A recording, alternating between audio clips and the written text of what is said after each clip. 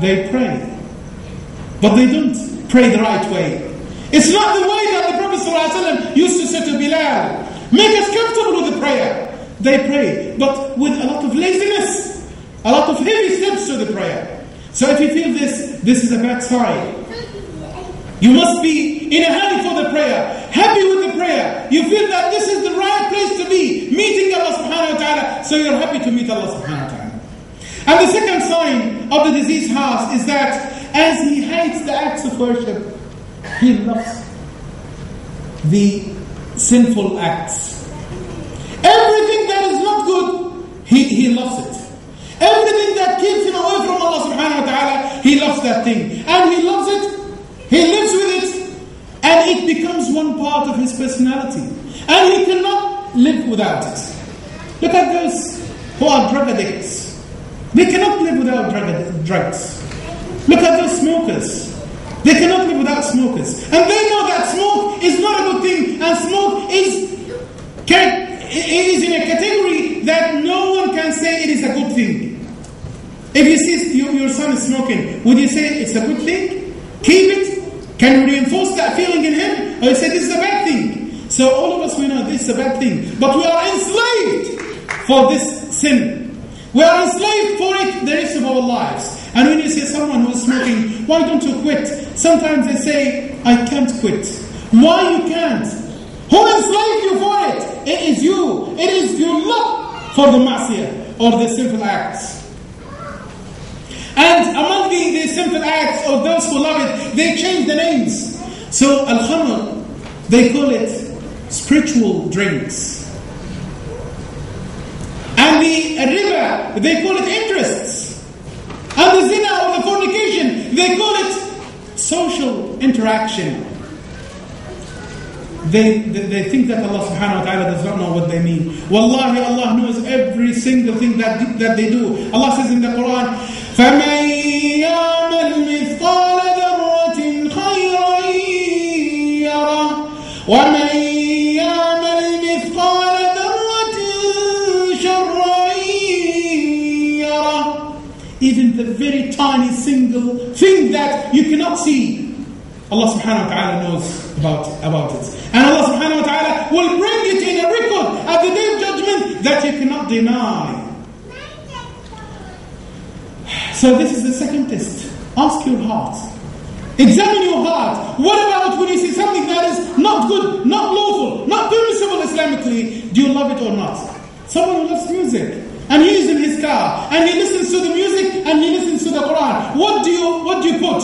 Music or the Quran? If you love the music, that means your heart is diseased. If you put the Quran, that means your heart is a sound one. And make a comparison between this and everything in your life. Put your life under the Islamic microscope. Then you will see if your heart is diseased or not. And the third thing is that diseased heart does not like the mentioning of Allah subhanahu wa ta'ala. He does not want anyone to mention Allah subhanahu wa ta'ala. Or when he listens to someone say, قال Allah, قال Rasulullah, he gets upset. He does not want people to say that this thing relates to Allah subhanahu wa ta'ala. And some of them sometimes they say, what sort of speech is this? You put Allah and Rasulullah in every single speech. That's not logic. Put Allah and Rasulullah aside and let us speak. You listen to them from time to then. Allah says in the Quran, وَإِذَا ذُكِرَ اللَّهُ وَحْدَهُ اشْمَأَزَّتْ قُلُوبُ الَّذِينَ لَا يُؤْمِنُونَ بِالْآخِرَةِ وَإِذَا ذُكِرَ الَّذِينَ مِن دُونِهِ إِذَا هُمْ يَسْتَبْشِرُونَ. Allahu Akbar. When Allah subhanahu wa ta'ala alone is mentioned, they get upset. Their hearts get propelled, full of hatred for mentioning the name of Allah subhanahu wa ta'ala. They get very upset. And when we mention something else other than Allah subhanahu wa ta'ala, they get pleased. And you can practice this when you sit among Muslims and you mention that Allah and Rasulullah said this and that, then all of a sudden change the speech into the football or bulldogs or whatever of the clubs that we have here. Then you see people participating with you and they want to take part in the speech because they love that thing, but they don't love the mention of Allah subhanahu wa ta'ala. So if your heart gets propelled when you listen to something related to Allah or the Prophet of Allah subhanahu wa ta'ala, then your heart is a diseased one. You have to examine your heart. And you can examine it when you listen to the radio, or you find a newspaper and a Quran. What do you choose in your house? And unfortunately, most of the Muslims in this country and some other parts of the world, they put the Quran on their cars, on the dashboard of their cars. But unfortunately, they don't read it. Why? Because they just leave it as a barakah. The Quran was not descended, was not revealed to humanity to be the barakah on the dashboards. Wallah, it was descended to people for them to see it, to read it, and to abide by its rules. Allah says in the Quran, وَقَالَ الرَّسُولُ يَا رَبِّ إِنَّ قَوْمِ اتَّخَذُوا هَذَا الْقُرْآنَ مَهْجُورًا.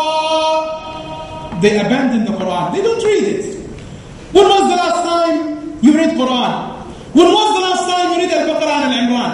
When was the last time you memorized only one page of the Quran, 10 verses of the Quran, 3 verses of the Quran?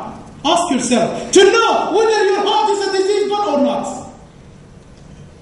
You will answer yourself, because yourself, your spirit cannot lie at you. And the fourth one of the disease of the heart, or the characteristics of the diseased heart, is that the diseased heart or the diseased person does not like to sit with the good people. The diseased heart sister does not want to sit with the good sisters, to discuss things related to the religion, to read in the Quran, or to read in one of the books of Sahaba, Muslim or Bukhari or Hadith or whatever, or to remember something that has been mentioned through the history of Islam. They do not like this. When you call your brother or my sister, when you call your sister saying, come to my house, because we will have only 10 verses today, and we will see its meaning, we will see the commentation of these 10 verses, they don't come. Why? Because they are busy. When there is a lecture in that place for that certain shaykh, they don't come. But when there is something in other place, a football match, or an Easter Royal show, they come to that place. Even if they pay a lot of money, they don't care about this. Because this suits their hearts. Because they love this. So their hearts are diseased. Look at yourself when you listen that there is a lecture in one place. Do you feel happy? Especially in this country, in our social networks, that there are no lots of share. And it's hard to find a lecture. But some people, they feel very happy to go shopping, or to go on a picnic, or to have one day out, or to hang out in one of the nights. But they are not happy to listen to the Quran and Sunnah, and this is one sign of the diseased heart. And the fifth and the last sign of the diseased heart is that the diseased heart person does not like those good people, and they are not his friends. And the diseased heart sister does not like the good sisters, those sisters who guide her to the Islam, or to the right way to Allah subhanahu wa ta'ala. So usually they are not friends with those good people. And usually his close social networks includes people of the same person. You don't find him going with those good people. And he knows that they will not get him to anything good. One day he will regret that he is going with them in this life. Allah says in the Quran, الْأَخِلَّاءُ يَوْمَئِذٍ بَعْضُهُمْ لِبَعْضٍ عَدُوٌّ بَعْضُهُمْ لِبَعْضٍ عَدُوٌّ إِلَّا الْمُتَّقِينَ. نسأل Allah, we ask Allah subhanahu wa ta'ala to put us among those good brothers and sisters in this life. The brotherhood that we keep it for the sake of Allah only, regardless of any other measurements. And there is one important criteria for the true brotherhood for the sake of Allah subhanahu wa ta'ala, which is, if you have a brother whom you love for the sake of Allah subhanahu wa ta'ala, then your love for that brother should not be increased by anything good that he does for you, and should not also be decreased by anything bad that he does for you. Because the basis of that brotherhood is Allah subhanahu wa ta'ala and the pleasure of Allah subhanahu wa ta'ala.